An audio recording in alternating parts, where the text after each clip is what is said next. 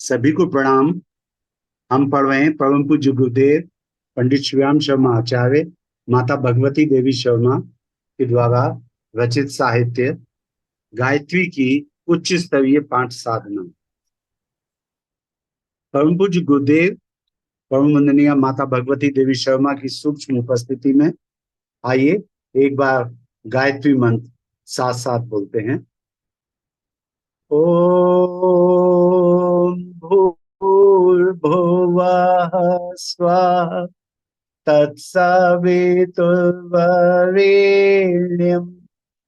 भर्गो देवस्य धीमहि धियो यो नः प्रचोदयात्। ओम गुरुर्ब्रह्मा गुरुर्विष्णु गुरुरेव महेश्वर गुरुरेव परब्रह्म तस्मै श्री गुरुवे नमः।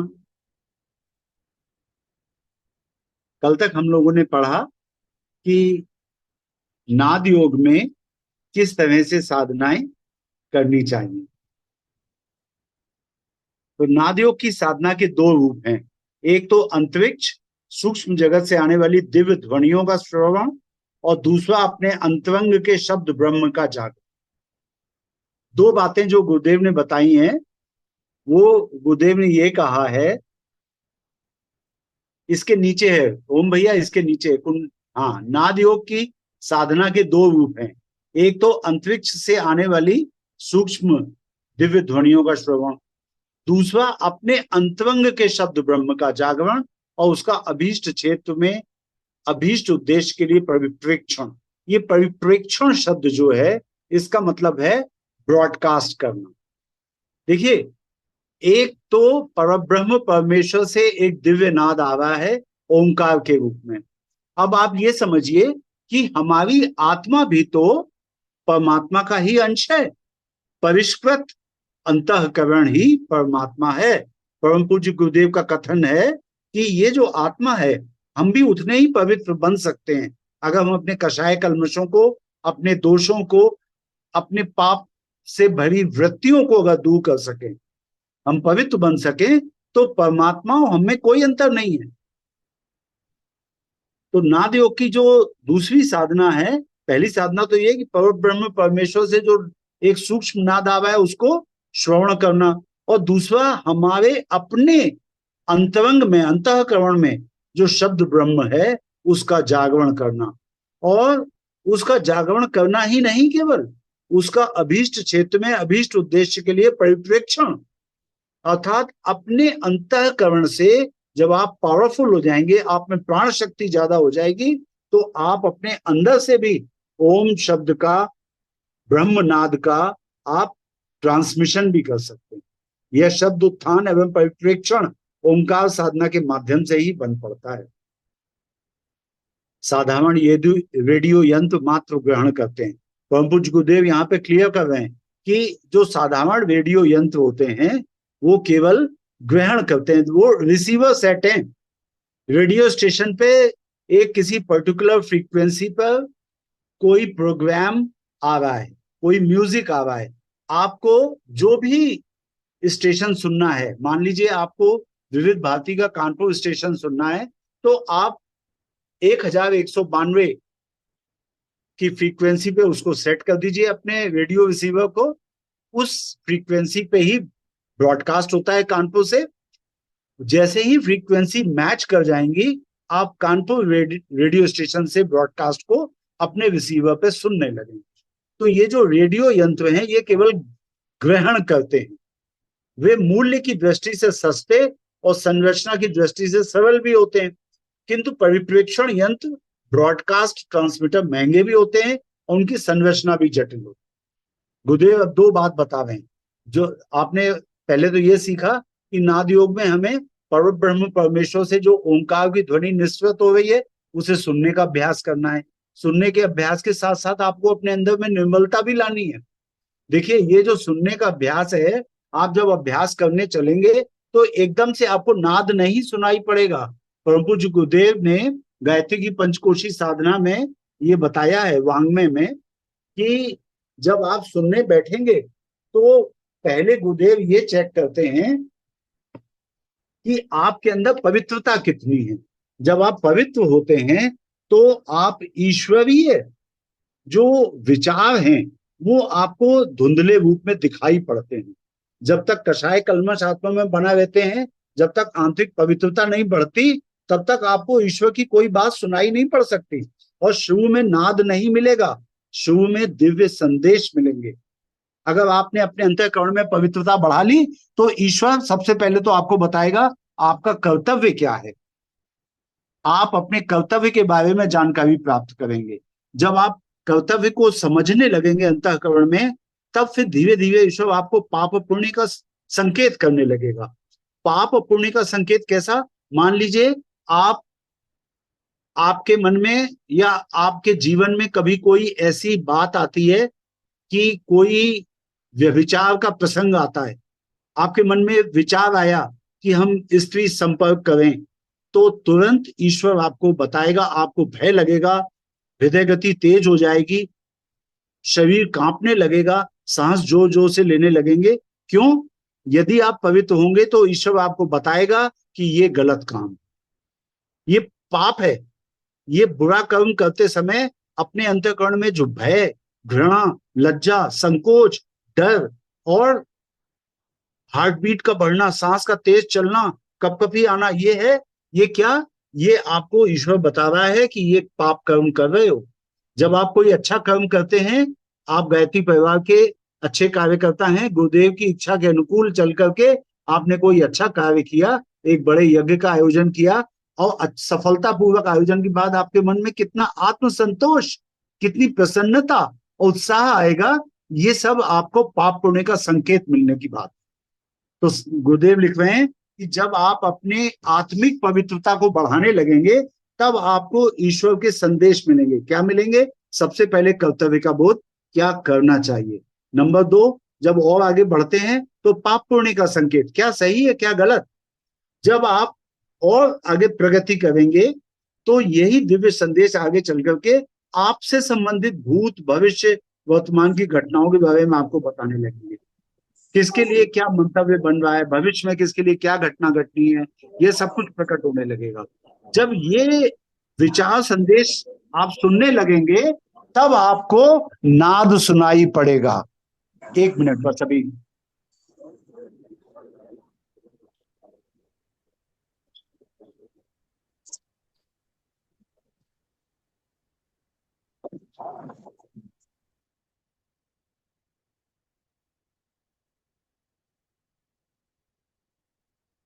जी, पूज्य गुरुदेव कह रहे हैं, जब आप विचार संदेश को पकड़ने लगेंगे और आत्मिक पवित्रता बढ़ाते चलेंगे, साधना के पथ पे आगे बढ़ेंगे, तब आपको शब्द ब्रह्म का दूसरा रूप, जो विचार संदेश की बात उससे भी सूक्ष्म है, वो है नाद।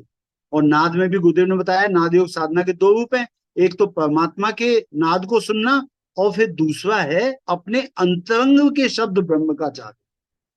ठीक है।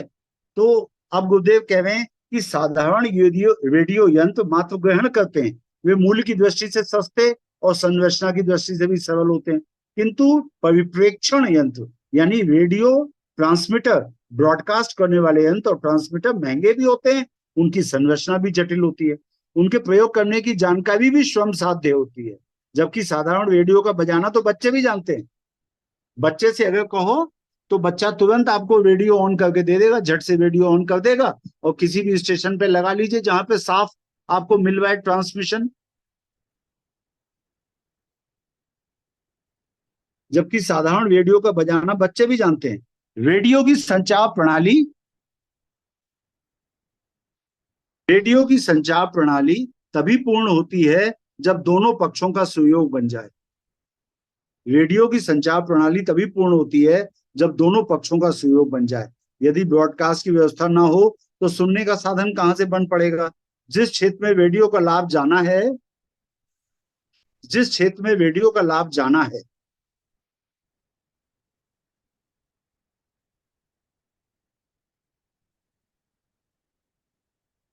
1 मिनट 1 मिनट।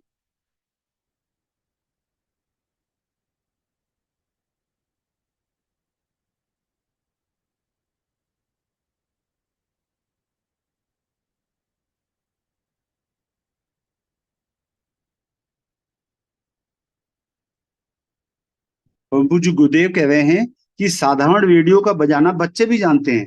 रेडियो की संचार प्रणाली तभी पूर्ण होती है जब दोनों पक्षों का सहयोग बन जाए। यदि ब्रॉडकास्ट की व्यवस्था ना हो तो सुनने का साधन कहाँ से बन पड़ेगा। जिस क्षेत्र में रेडियो का लाभ जाना है वहां आवाज को ग्रहण करने का ही नहीं, आवाज को पहुंचाने की व्यवस्था होनी चाहिए। नाद योग की पूर्णता दोनों ही प्रयोग प्रयोजनों से संबद्ध है। कानों के छिद्र बंद करके दिव्य लोक से आने वाली ध्वनि प्रभावों को सुनने के साथ साथ यह साधन भी रहना चाहिए कि साधक अपने अंतः क्षेत्र से शब्द शक्ति का उत्थान कर सके। गुरुदेव यहाँ पे दोनों बात कह रहे हैं। एक तो बात होती है कि रेडियो साधारण जो ट्रांसमिशन को रिसीव करने का ट्रांजिस्टर होता है उसकी तरह की व्यवस्था अपने पास होनी चाहिए रिसीव करने की, और अपने अंतःकरण से नाद ब्रह्म का प्रसारण करने की भी क्षमता होनी चाहिए। नाद योग की पूर्णता दोनों ही प्रयोग प्रयोजनों से संबद्ध है। कानों के छिद्र बंद करके दिव्य लोक से आने वाले ध्वनि प्रभावों को सुनने के साथ साथ यह साधन भी रहना चाहिए कि साधक अपने अंतः क्षेत्र से शब्द शक्ति का उत्थान कर सके। इसी अभ्यास के सहारे अन्यान्य मंत्रों की शक्ति सुदूर क्षेत्रों तक पहुंचाई जा सकती है। वातावरण को प्रभावित करने, परिस्थितियां बदलने की एवं व्यक्तियों को सहायता पहुंचाने के लिए मंत्र शक्ति का प्रयोग परावाणी से होता है।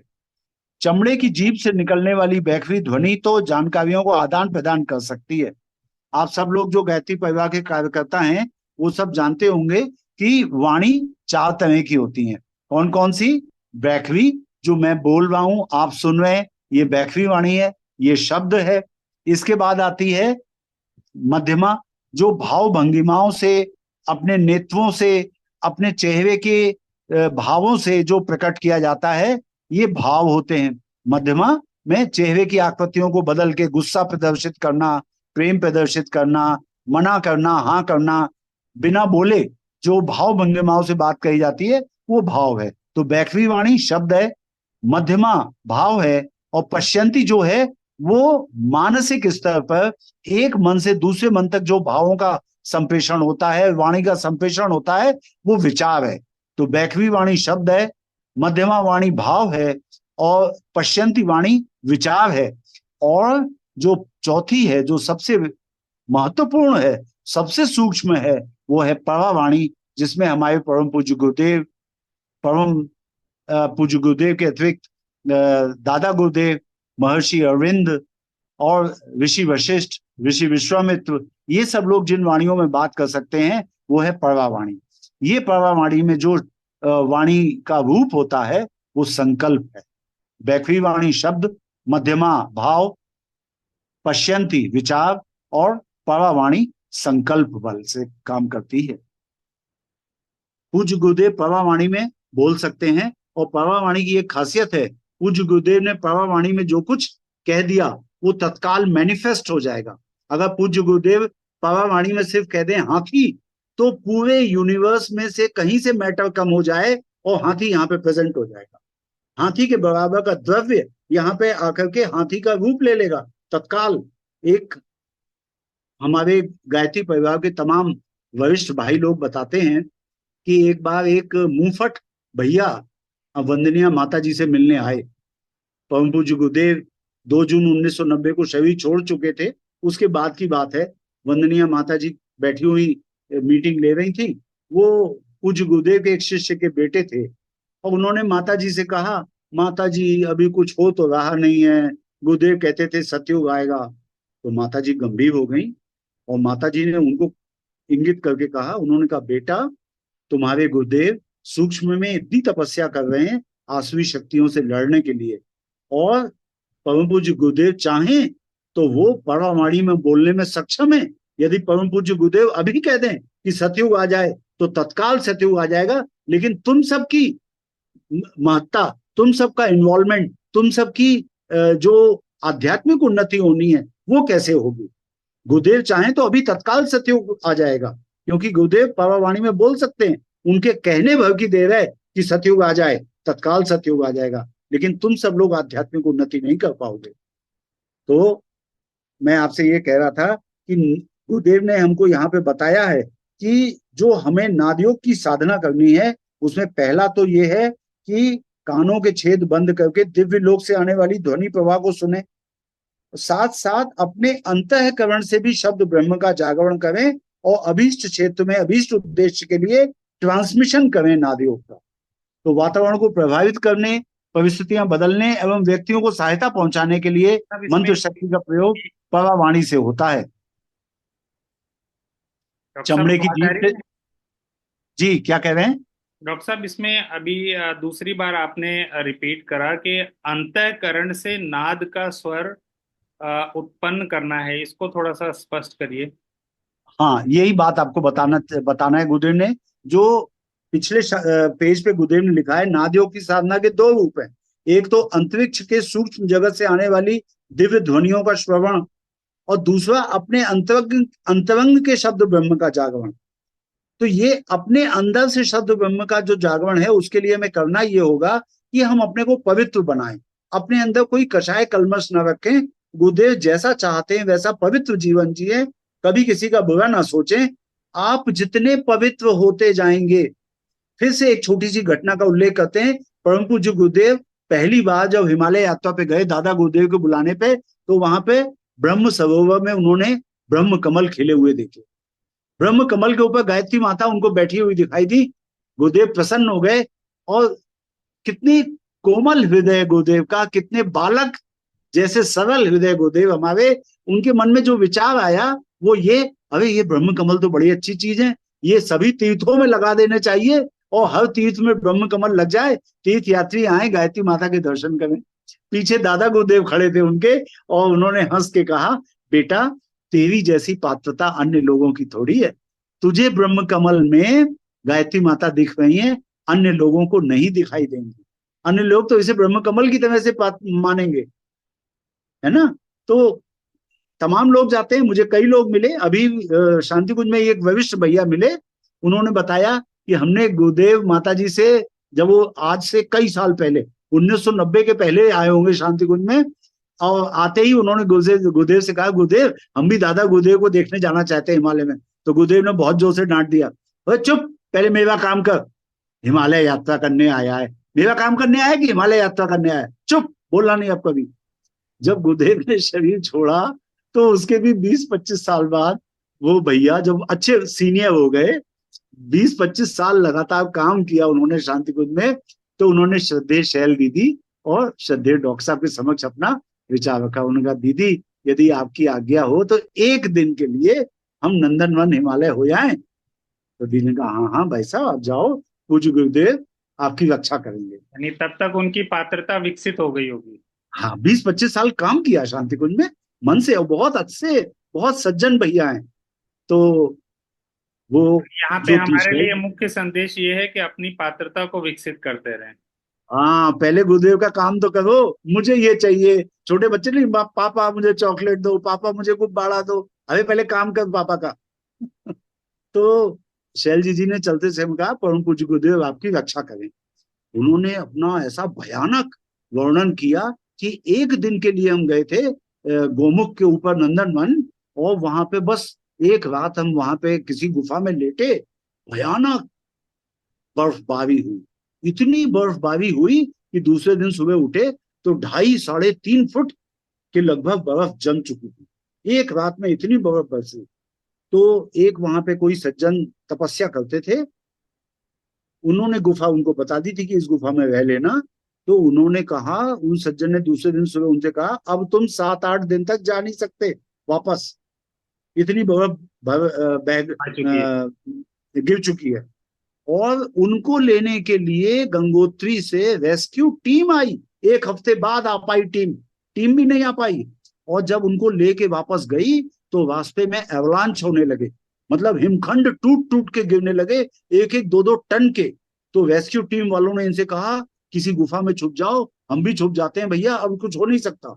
3-4 घंटे तक हिमखंड गिरते रहे, बोले ढलान पे ऐसे ही गिर रहे थे, हम लोग तो बस क्षण क्षण गुरुदेव का नाम, गुरुदेव गुरुदेव गुरुदेव। और 2.5-3 घंटे बाद जब हिमखंड का गिरना बंद हुआ, तो वो रेस्क्यू टीम वाले भी कहीं दुबके हुए थे, वो लोग भाग के आए और बोले, चुपचाप चले चलो, थोड़े तेज तेज कदम रखो, वरना हम भी नहीं बचा पाएंगे तुम्हें अब। फिर बड़ी मुश्किल से वो नीचे आए। तो वो तो चूंकि शैल दीदी जी ने कह दिया था कि गुरुदेव तुम्हारी रक्षा करें, तो किसी तरह से प्राण बचा के वो लोग आ गए। तो वो गुरुदेव कहते हैं कि आप अपने को पवित्र बनाइए, तब आप वो सब पाएंगे जो ये साधनाएं कहती हैं। क्या मिलेगा? तो चमड़े की जीभ से निकलने वाली बैकवी ध्वनि तो जानकारियों को आदान प्रदान कर सकती है। मंत्र की क्षमता तो परा और पश्यंती वाणियों के सहारे प्रचंड बनती है और लक्ष्य तक पहुंचती है। परा वाक का जागरण ओंकार साधना से संभव होता है। जब आप ओंकार साधना करते हैं तब आपकी वाणी में प्राण आता है। कुंडलिनी अग्नि के प्रज्वलन में ओंकार को ईंधन की तरह प्रयुक्त किया जाता है। गुरुदेव लिख रहे हैं, जो मूलाधार में कुंडलिनी 3.5 कुंडल मारे लेटी हुई है शक्ति के रूप में, उसके ऊपर उठने में ओंकार की साधना को ईंधन की तरह प्रयुक्त किया जाता है। जब आप ये साधना करेंगे तो उस शक्ति के ऊपर उठने की संभावना और बढ़ जाएगी। नाद के प्रणव में संलग्न होने पर वह ज्योतिर्मय हो जाता है। नाद के प्रणव में मतलब जो परब्रह्म परमेश्वर से जो दिव्य नाद आ रहा है ओंकार का, जब ओंकार का नाद आप संलग्न होकर के सुनते हैं तो वह ज्योतिर्मय हो जाता है। उस स्थिति में मन का लय हो जाता है। मन का लय हो जाना मतलब मन समाप्त हो जाता है। उसी को श्री भगवान विष्णु का परम पद कहा जाता है। मन का लय होना मतलब मन समाप्त होना, अर्थात अब आपके शरीर में जब अपना मन नहीं रहा तो मतलब इच्छाएं नहीं रही। मन ही तो इच्छाओं का केंद्र है। मन में ही तो नई नई इच्छाएं आती हैं। अगर मन का लय हो गया तो इसका मतलब आपने परम पद पा लिया। उसी को श्री भगवान विष्णु का परम पद कहा जाता है। योग साधना में चित्त वृत्तियों का निरोध और प्राण शक्ति की प्रखरता, ये दो ही तत्व प्रधान है। गुरुदेव फिर से हम लोगों को बता रहे हैं, योग साधना में चित्त वृत्तियों का निरोध और प्राण शक्ति की प्रखरता, यानी चित्त की वृत्तियां मतलब आपका मन इधर उधर ना भागे, ये बहुत इंपॉर्टेंट है। और दूसरा, आपके प्राण शक्ति में प्रखरता आ जाए, ये बहुत इंपॉर्टेंट 2 पॉइंट है। इन दोनों ही प्रयोजनों के लिए ओंकार का शब्द साधना से अभीष्ट उद्देश्य सरलता पूर्वक सिद्ध होता है। और ये दोनों ही प्रयोजन कैसे होंगे? एक तो चित्त वृत्तियों का निरोध रुक जाएगा अगर ओंकार की साधना करेंगे, और दूसरा प्राण शक्ति की प्रखरता। ये प्राण शक्ति, यूं तो ये प्राण शक्ति यज्ञ से प्राप्त होती है, ये प्राण शक्ति नदियों के आसपास मिलती है, ये प्राण शक्ति सूर्य से हमें प्राप्त होती है। तो अगर इन सब बातों को आप माने तो प्राण का मुख्य स्रोत तो साक्षात परब्रह्म परमात्मा है। उसी से ये प्राण शक्ति निकल के आ रही है। तो इन दोनों ही प्रयोजनों के लिए ओंकार का शब्द साधना से अभीष्ट उद्देश्य सबलता पूर्वक सिद्ध होता है। ऊंचे स्वर से ओंकार का जप करने पर शांत चित्त में जो शेष तुर्य मात्रा रूप शब्द तत्व की अनुभूति होती है, उसके अनुसंधान से बाह्य चित्त गतियों का जब बिल्कुल उपराम हो जाता है, उपराम मतलब वो शांत हो जाती हैं, तब प्राण वायु का निरोध हो जाता है। देखिए, ऊंचे स्वर से ओंकार का जप करने पर आप निरंतर जब ओंकार का जप करेंगे तो शांत चित्त में जो शेष तुर्य मात्रा रूप शब्द तत्व की अनुभूति होती है। जैसे कांसे के किसी घंटे पे जब आप लकड़ी की हथौड़ी से तीव्र नाद करते हैं, हथौड़ी मारते हैं, तो एक जो झंकार ओम जो शब्द निकलता है, तो ये शब्द जो अनुभूति हमें देता है, उसके अनुसंधान से बाह्य चित्त वृत्तियों का जब बिल्कुल उपराम हो जाता है, जब आपके चित्त की वृत्तियां शांत हो जाएं, तब प्राणवायु का निरोध हो जाता है। नाद योग की साधना में प्रगति पथ पर दोनों ही चरण उठने चाहिए। यहाँ नाद श्रवण के साथ साथ नाद उत्थान को भी साधना क्रम में सम्मिलित रखना चाहिए। देखिए, गुरुदेव बार बार एक ही बात कह रहे हैं, केवल सुनने भर से काम नहीं चलेगा। आप अपने अंतःकरण से नाद शब्द का उत्थान भी करें, अर्थात आप अपने अंतःकरण में केवल रिसीवर का काम ना लें, आप अपने अंतःकरण से नाद योग को ट्रांसमिट करने की भी व्यवस्था बना के रखें। कुंडलिनी जागरण साधना में नाद श्रवण में ओंकार की ध्वनि पकड़ने तक पहुंचना पड़ता है। अगर नाद श्रवण में ओंकार की ध्वनि को पकड़ करके उसके स्रोत तक आप पहुंचने का अभ्यास करेंगे तो कुंडलिनी जागरण की साधना भी साथ साथ होती चलेगी। अन्य शब्द तो मार्ग के मील पत्थर मात्र हैं। अनाहत ध्वनि को सुरति तुर्यावस्था, ये जो अन्य शब्द के लिए कह रहे हैं गुरुदेव, ये जो उसके लिए मैं आपको बता दूं कि जो अनाहत या अनहद शब्द हैं वो 10 प्रकार के होते हैं। ये 6 तो आपको बड़े आसानी से याद हो जाएंगे। जैसे ब्रह्मा विष्णु महेश हैं, तो उन्हीं की जो फंक्शन है वो अनहद नाद में या अनाहत शब्द में उन्हीं के फंक्शन आते हैं। तो पहला है अनहद नाद संहारक, भगवान शिव की प्रकृति। दूसरा पालक, भगवान विष्णु की प्रकृति। और तीसरा सृजक अर्थात ब्रह्मा जी। सृजन, पालन और संहार के लिए 3 अनाहत नाद, संहारक, पालक, सृजक। ये 3 तो आपको याद हो जाएंगे।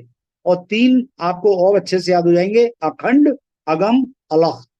जो साधु लोग भिक्षावृत्ति में कहते हैं ना, अलख निरंजन, तो ये 3 याद हो जाएंगे, अखंड, अगम, अलख। और 3 है संहारक, पालक, सृजक। इसके अलावा आते हैं सहस्त्रदल, आनंद मंडल, चिदानंद, सच्चिदानंद। सहस्त्रदल, आनंद मंडल, चिदानंद, सच्चिदानंद। ये 10 जो हैं ये अनहद नाद के प्रकार हैं। तो गुरुदेव कह रहे हैं कि कुंडलिनी जागरण साधना अगर आपको करनी है नाद श्रवण के द्वारा, तो ओंकार की ध्वनि के स्रोत को पकड़िए, उसके सोर्स को पकड़िए। कहां से आ रहा है ओंकार नाद, वहां तक पहुंचने की कोशिश करिए। अन्य शब्द तो मार्ग के मील पत्थर मात्र हैं। अनाहत ध्वनि को सुरति, तुर्यावस्था, समाधि आदि को पूर्णता बोधक आस्थाओं के समतुल्य माना गया है। और अनाहत ध्वनि ओंकार की श्रवण अनुभूति ही है। जब ओंकार शब्द को आप सुन लेंगे तो जो ध्वनि आप सुन रहे हैं वो अनाहत हुई, क्योंकि ओंकार शब्द तो परब्रह्म परमेश्वर से आ रहा है। तो ये शब्द को सुनना बहुत बड़ी बात है। मतलब प्रगति करते हुए आप इतना आगे पहुंच गए कि आपने शब्द को पकड़ करके उसके स्रोत तक पहुंचे, अर्थात ब्रह्म से जुड़ गए आप। तो ये तो बहुत प्रगति का सूचक है। अनाहत ध्वनि ओंकार की श्रवण अनुभूति है। ओंकार ध्वनि का नाद योग में इसीलिए उच्च स्थान है। 9 शब्द पवित्रज्य, 9 शब्द नादों की उपेक्षा करके ओंकार नाद का आश्रय लेना चाहिए। मैंने जो आपको 10 बताए, उन 10 में एक तो सबसे पहले बताया संहारक, दूसरा पालक, तीसरा सृजक, फिर है सहस्त्रदल, आनंद मंडल, चिदानंद, सच्चिदानंद, अखंड, अगम और अलख। अखंड, अगम और अलख।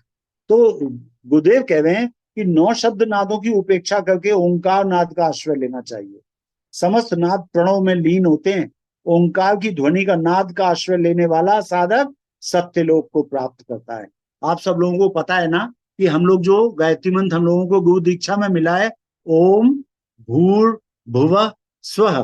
तो इसमें भूर भुवः स्वः का जो हिंदी ट्रांसलेशन परम पूज्य गुरुदेव हमको देते हैं वो है प्राण स्वरूप, दुख नाशक, सुख स्वरूप। लेकिन भगवान राम से उनके कुलगुरु वशिष्ठ जी ने जब पूछा कि हे राम ये गायत्री मंत्र का अर्थ बताओ, तो भगवान राम ने कहा भूर भुवः स्वः। ये 3 लोकों को इंडिकेट करते हैं, धरती, आकाश और पाताल।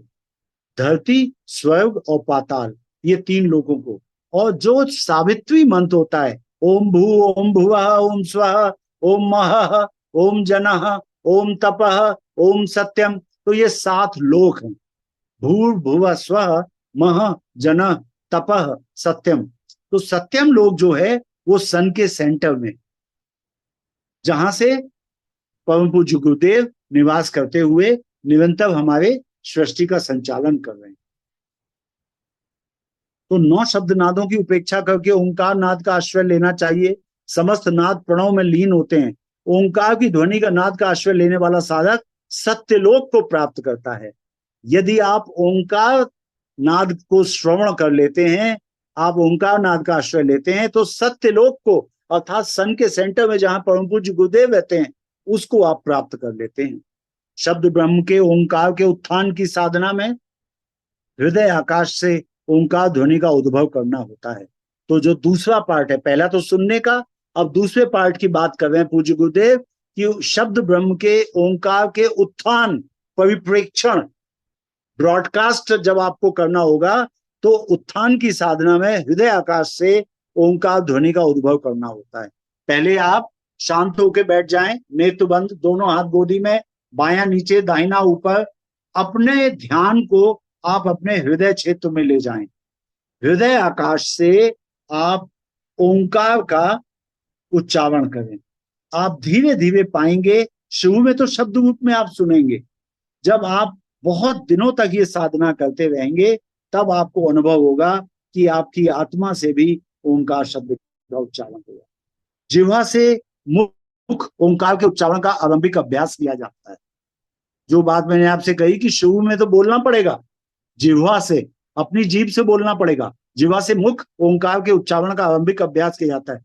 पीछे उस उद्भव में परा और पश्यंती वाणियां ही प्रयुक्त होती है और ध्वनि से हृदयाकाश को गुंजित किया जाता है। आज के लिए इतना ही। शेष हम लोग फिर आगे पढ़ेंगे, और संभवतः अब एक दिन या 2 दिन के बाद हम लोग इस बहुत ही महत्वपूर्ण गुरुदेव का स्वाध्याय इसको समाप्त कर रहे होंगे। तो आप सब लोग ये भी विचार करें कि आगे हमें किस स्वाध्याय का चयन करना है। सभी को प्रणाम। डॉक्टर साहब, एक निवेदन ये रहेगा कि इसके कुछ ही पृष्ठ बचे हैं। एक, हाँ और जब भी इसको हम पूर्णता की तरफ बढ़ें, तो एक हाँ बार इसका कंक्लूजन एक दिन जरूर आप मतलब पूरा। जी, बिल्कुल बिल्कुल। वो जो कंक्लूजन बात करेंगे उसमें साधना की बात करेंगे, साधना कैसे करें। ठीक है, सभी को प्रणाम।